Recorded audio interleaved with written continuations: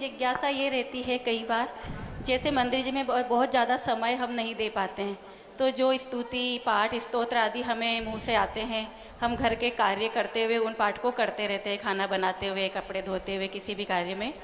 तो किसी ने मुझे कहा कि नहीं, ऐसा नहीं करना चाहिए, भगवान के सामने बैठ के तुम्हें पाठ करना चाहिए, तो उसका विकल्प हो जाता है। कई बार पाठ करते करते घर का कोई भी सदस्य आकर हमें बीच में कोई बात करता है तो वो पाठ वहीं रुक जाता है, फिर हम बाद में उसको जहाँ से छोड़ा था वहीं से कंटिन्यू करना शुरू कर देते हैं। तो इन चीज़ों में कोई दोष तो नहीं लगता? या कई बार ऐसा भी होता है, सुबह के भक्तामर जी यार 10वें काव्य पे छोड़े थे और भूल गए, शाम को याद आई कि अपना पाठ अधूरा रह गया था, तो उसमें भी दोष लगता होगा? गुरुदेव, ये सब विकल्प कई बार मन में चलता रहता है, तो प्लीज मार्गदर्शन कीजिए। नमस्ते महाराज।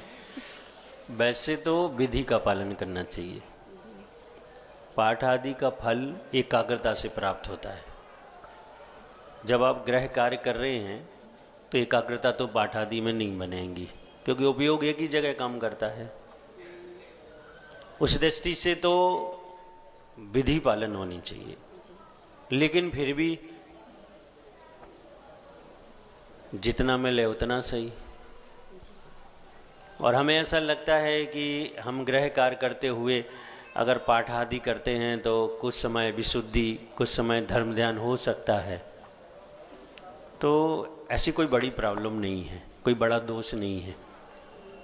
बस कुछ ऐसे निर्णय उसमें सुधार कर लें कि अगर हम पाठ शुरू कर रहे हैं तो ऐसे संकल्प करें कि हम जितने काव्य कर पाएंगे उतने काव्य करेंगे, और अगर छोटी कोई स्तुति वंदना कर रहे हैं तो पूरी कर लेंगे, फिर दूसरे से बात करेंगे, थोड़ा उसको रोक देंगे, लेकिन हम नहीं रोकेंगे। ऐसा कुछ कानून बना के करें तो ठीक रहेगा। मन में कभी कभी ये संतुष्टि भी होती है कि चलो भक्तामर जी की पाठ करते करते भोजन बना रहे हैं तो अच्छी वर्गणाएं भोजन में जा रही है, वो तो ठीक है। इसलिए तो हम कह रहे हैं कि कोई भारी कोई बात नहीं, कर सकते हैं, कुछ ना कुछ तो लाभ हो गई होगा। नमोस्तु आचार्य।